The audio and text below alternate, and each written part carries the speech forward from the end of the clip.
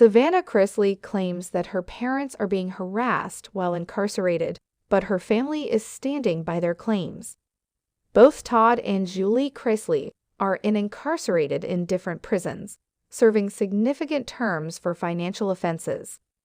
Children of other Chrisley Knows Best alumni have often informed us about how hazardous and unfair the circumstances are. Todd now thinks that this is all a part of God's plan.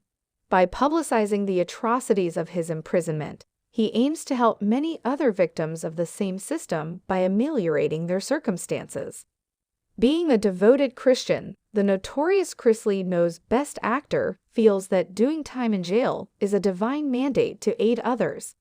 In this instance, other prisoners.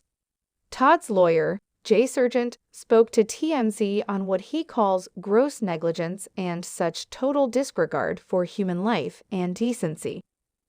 While incarcerated in FPC Pensacola in Florida, Todd claims to have seen this from both the staff and just the entire correction system. Most of the individuals incarcerated are not well known. In actuality, wealthy and powerful individuals are often able to escape going to jail, even if there are undoubtedly high-profile cases. Did you realize that someone's life might be ruined by a simple arrest? Even in cases of mistaken identification, when the accused individual is exonerated in a matter of days. Some people might lose their employment as a result of missing a day of work, while others cannot afford to do so. Obviously, Todd isn't in that circumstance. He's a rather well-off crook with a criminal record. However, he thinks that his position will allow him to highlight the unfair facts of life in prison. Todd has reported being mistreated when he was a prisoner.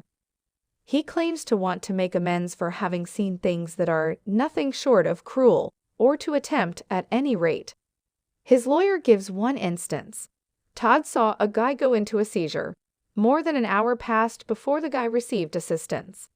According to Todd's lawyer, he is planning to launch programs and resources to help prisoners who are facing a variety of issues.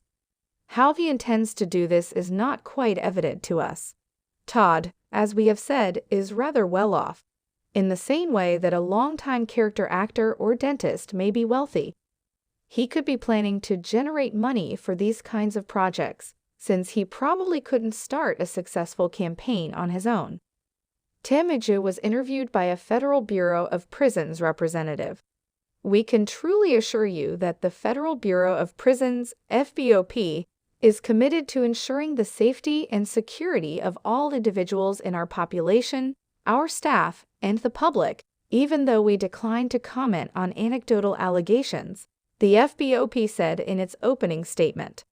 Humane treatment of the men and women in our custody is a top priority, the representative said. It's impossible to tell whether Todd's jail term was indeed a divine command to bring attention to racial injustice. That's between him and his God, as always.